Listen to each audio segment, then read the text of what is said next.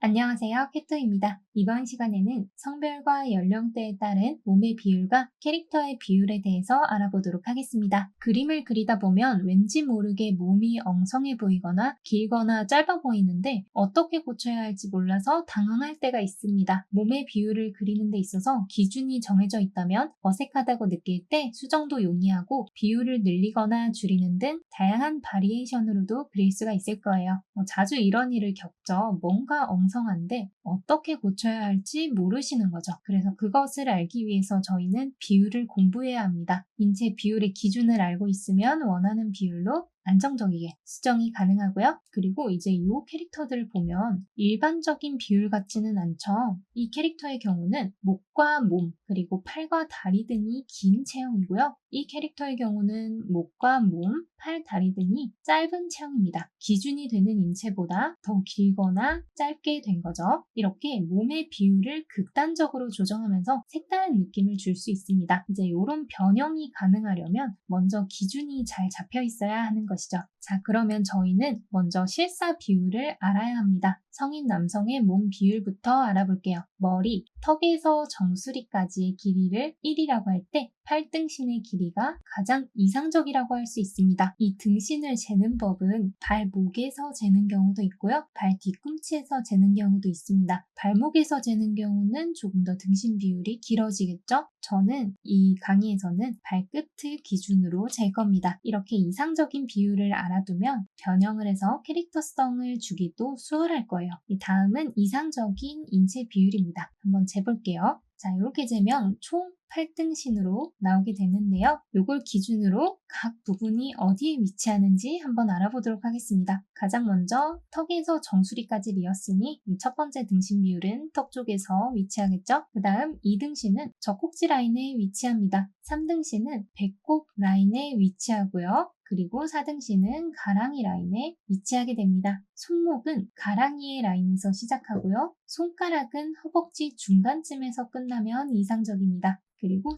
무릎 살짝 아래쪽에 6등신이 오고요. 그리고 8등신 쪽에 발 뒤꿈치가 오게 됩니다. 어깨 너비의 경우는 얼굴을 3개로 붙였을 때 가장 튀어나온 삼각근의 부분이 두상의 끝에 위치하게 되고요. 그리고 뒤에서 보면 등 근육 때문에 흉통이 앞에서 보는 것보다 더 넓어 보입니다. 한번 보시면 이 너비와 이 너비 자체가 다르죠? 이것도 한번 챙겨가 주시고요. 그래서 이게 이상적인 성인 남성의 비율입니다. 이걸 기준으로 이제 성인 여성과 어린이, 아기의 비율을 한번 살펴볼 거예요. 자, 그러면 성인 여성의 비율을 한번 살펴봅시다. 여성은 남성보다 근육의 부피감이 작기 때문에 몸에서 근육보다는 뼈가 조금 더 두드러져 보여요. 남성과 인체 비율에서 다른 점이 조금 있으니 이에 주목해서 한번 학습을 해봅시다. 자, 이렇게 동일하게 8등신으로 그려주었고요. 턱, 그리고 젖꼭지가 오는데요. 여성의 경우는 가슴의 크기와 모양에 따라서 젖꼭지가 조금 더 밑에 위치하게 되는데요. 이 경우는 가슴이 아예 없을 때, 지방 패드가 아예 없을 때, 큰 가슴근만 그렸을 때 젖꼭지가 어디에 위치하시는지 그 점만 보고 라인을 잡아주시면 좋을 것 같습니다. 자, 그 다음은 배꼽 위치인데요. 배꼽은 남성과는 다르게 허리선 아래쪽에 위치하게 되죠. 남성보다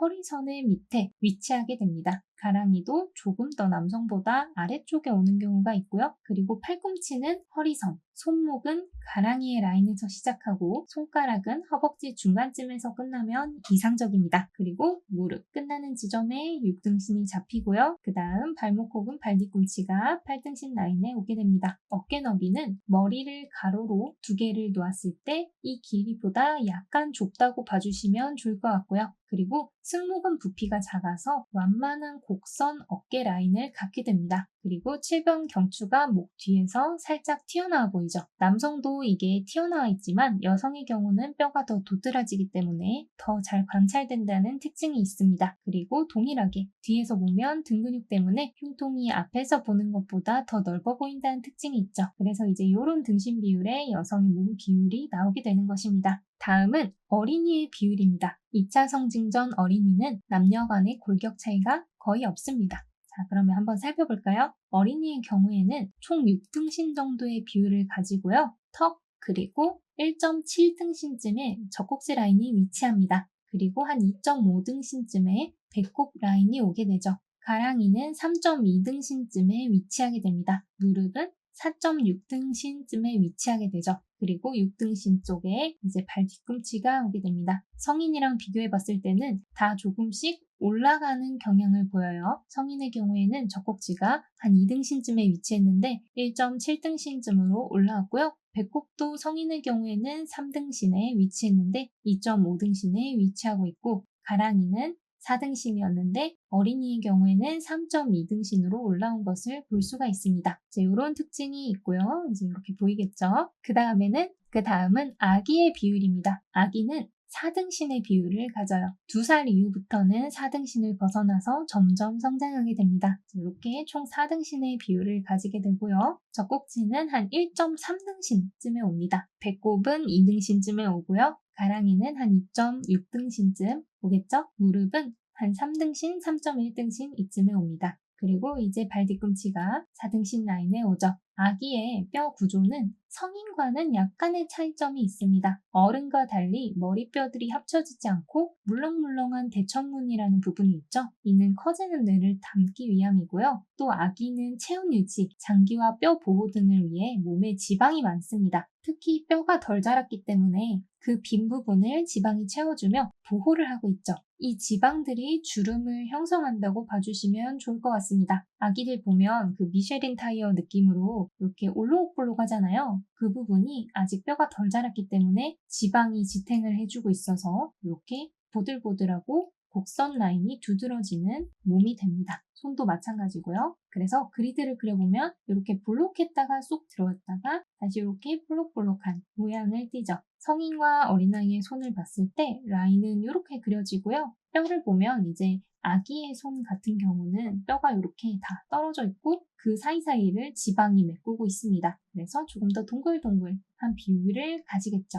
성인, 어린이, 아기의 비율은 각각 8등신, 6등신, 4등신이고요. 유아 청소년의 등신비는 이를 기준으로 조금씩 늘리거나 줄여나가는 식으로 작업이 됩니다. 자, 그러면 저희가 실사 비율을 알아봤으니 이제 캐릭터의 비율을 알아봐야겠죠? 가장 먼저 남자 캐릭터의 몸 비율인데요. 미형 캐릭터의 비율은 이상적인 8등신 비율을 유지할 수도 있고요. 또 미의 기준이라고 생각되는 부분, 다리와 종아리가 길면 굉장히 미의 기준이라고 생각되는 부분, 저희가 보통 다리가 길면 되게 좋다고 많이 보지 않나요? 그래서 이 부분의 길이를 늘려서 비율을 늘려갈 수도 있습니다. 보통 패션 모델 드로잉이나 명화에서 신과 영웅의 비율은 일반 인간과 다르게 특별해 보여야 했기에 8등신의 비율에서 다리의 길이를 조절해서 9등신, 10등신까지 늘려 표현하는 경우가 많았습니다. 캐릭터도 마찬가지로 현실적인 비율을 반영할 수도 있지만 더 특별한 존재, 아주 아름다운 존재를 표현하기 위해서 현재 미의 기준으로 여겨지는 부분들을 더 극대화해서 표현하게 되는 경향이 있습니다. 자, 그럼 이 캐릭터가 어떤 등신 비율을 하고 있는지 한번 알아볼까요? 이 캐릭터는 총 9등신의 비율을 하고 있습니다. 찬찬히 뜯어보면 이제 첫 번째 1등신의 비율은 턱이 오고요. 2등신은 젖꼭지, 3등신은 배꼽, 4등신은 가랑이까지 이제 동일하게 옵니다. 그리고 손목은 가랑이 혹은 그 밑에 라인에서 시작하고요. 팔이 길면 조금 더 미적 기준에 맞다고 보기 때문에 팔을 조금 더 길게 그리고 손가락은 허벅지 중간쯤에서 끝나면 이상적이 됩니다. 그리고 무릎 중간 라인쯤에 6등신이 오게 되고요. 그리고 발 뒤꿈치 라인은 9등신쯤에 오게 됩니다. 그리고 어깨 너비는 머리를 총 3개를 줄 세운 것보다 조금 더 넓게 표현이 됩니다. 어깨가 넓은 것도 이제 미적 기준에 맞기 때문에 그것을 조금 더 강화를 해주는 거죠. 그래서 정리하자면 전체적으로 어깨가 넓어지고요. 팔다리가 길어지고요. 등 근육을 넓게 해서 상대적으로 허리가 얇아 보이게 역삼각형의 라인이 강조되는 형태가 됩니다. 그리고 다리의 각선미에서 종아리의 길이는 큰 역할을 합니다. 종아리가 길수록 더 아름답게 느끼기 때문이죠. 저는 이제 9등신의 비율을 그렸는데요. 10등신 이상으로 비율을 이제 키울 수도 있겠죠. 이 경우에는 상체 부분도 비율이 약간씩 길어집니다. 이제 9등신의 경우는 제가 8등신에서 다리 라인만 조금 더 길게 해주었는데요. 여기서 이제 10등신으로 넘어갈수록 상체의 각 부분들도 조금씩 더 내려오게 되는 것이죠.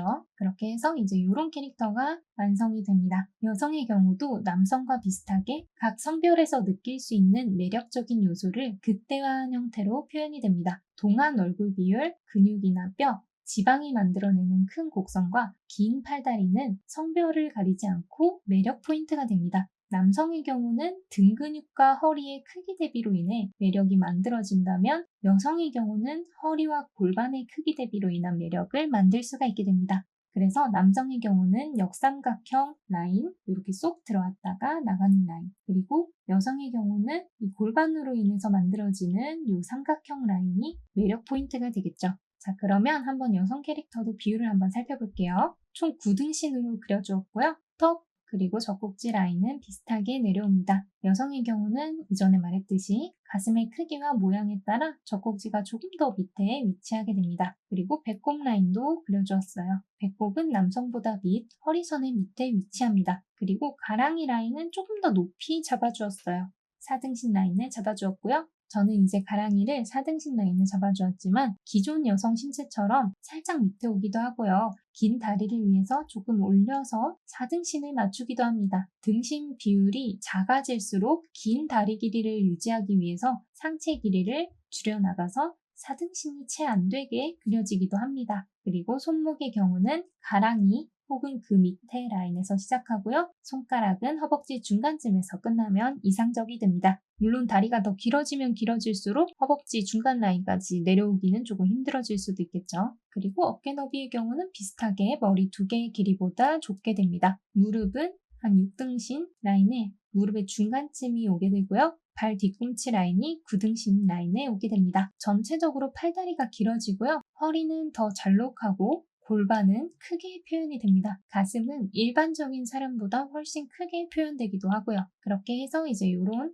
여성 캐릭터의 비율이 나오게 되는 것이죠. 다음은 청소년 캐릭터의 비율입니다. 그림풍에 따라서 성인 캐릭터의 비율이 되기도 하죠. 마찬가지로 팔다리가 긴 체형임을 참고해 보시면 좋을 것 같습니다. 어린이의 비율도 작품이 어떤 풍인지에 따라서 조절할 수가 있는데요. 더 동글동글하고 통통하게 표현되기도 하고요. 팔다리가 길고 마르게 표현되기도 합니다. 저는 팔다리가 길고 마른 형태를 표현해 보았고요. 자, 그러면 비율을 한번 재보도록 하겠습니다. 이제 턱이 1등신, 그리고 남자 캐릭터 기준 젖꼭지 1.9등신에 오고요. 배꼽은 2.6등신에 옵니다. 여성 캐릭터의 경우는 조금 더 내려오는 양상을 보이고요. 가랑이는 동일하게 3.7등신 라인쯤으로 맞춰주었습니다. 무릎은 무릎의 중앙쯤을 한 5.4등신쯤으로 맞춰주었고요. 발 뒤꿈치 라인을 8등신에 맞춰주었습니다. 어린이의 경우는 젖꼭지는 1.7등신, 배꼽은 2.2등신, 그리고 가랑이는 3등신에 위치하게 해주었고요. 무릎은 4등신 언저리쯤, 4.1등신쯤에 위치하게 해주었습니다. 그렇게 해서 청소년과 어린이의 비율이 완성이 되었죠. 물론 이것은 이제 기준이 되는 비율을 제가 제시한 것이고요. 작품의 풍에 따라서 더 늘리거나 줄일 수도 있게 됩니다. 또 연령에 따라서도 다르게 되겠죠. 자, 그러면 비율에 따라서 캐릭터가 어떻게 다르게 보이는지 한번 알아보도록 할게요. 자, 먼저 이 캐릭터는 9등신 캐릭터입니다. 그리고 옆에 있는 캐릭터는 8등신 캐릭터죠. 등신 비율이 머리 하나가 차이가 나는데도 굉장히 큰 차이를 보이죠. 이렇게 등신 비율이 늘어나거나 줄어들면 다리 길이에서 추가로 목이나 허리, 팔 등의 길이 등도 약간씩 조절해 주시면 더 밸런스가 맞아 들어가는 걸 보실 수가 있을 겁니다. 이렇게 내가 원하는 비율을 하나 잡고 거기서 조금씩 조정해 나가시면 좋은데요. 여기서 이제 9등신 캐릭터가 조금 더 취향인 경우도 있을 거고 8등신의 느낌이 조금 더 좋다고 생각하시는 분들도 계실 거예요. 그래서 내가 좋아하는 취향의 비율이 어떤 건지 미리 알아두시는 것이 좋습니다.